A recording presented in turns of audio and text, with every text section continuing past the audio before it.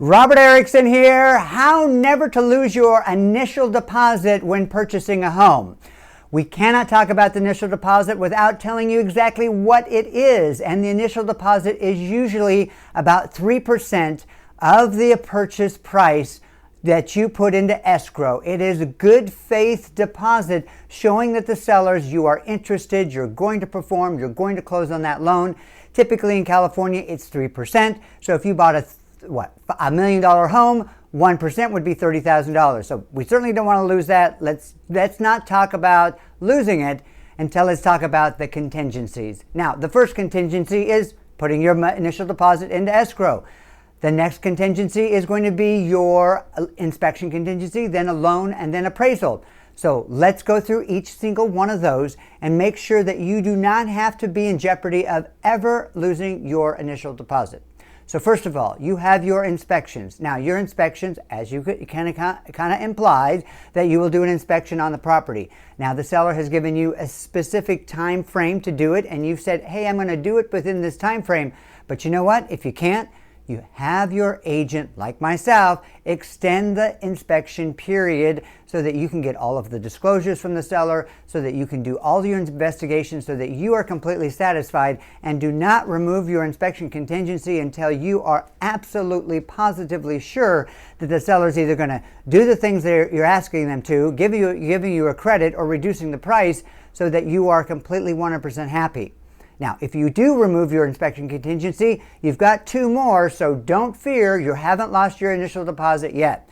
The next one is your loan contingency. Now, typically, if in a normal market and you haven't waived your loan contingency, you have 14, 15, 20, 21 days to get a loan, which is significant a period of time for your lender to be able to quote you rates, get your paperwork in, and get you a loan and get you approved. Now, once that is approved, I, as your agent, would never remove that loan contingency until I have something in writing from your lender that says, here's the loan, here's the rate, this is when we're going to close, and why.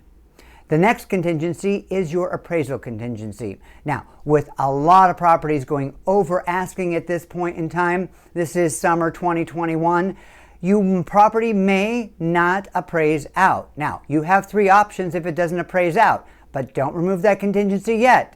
Hold on, hold tight. So if it doesn't appraise out, you can either have the seller just drop the price to the appraised value, or raise your deposit or bring in more money to bring down zero to that appraised value, or do a little of both. Have the seller come down, you come up a little bit, or order another appraisal. Maybe another appraisal company might come in a little bit closer to where you need it to be. Again, do not remove that appraisal contingency until you are absolutely positively sure it is appraised, you have that negotiated.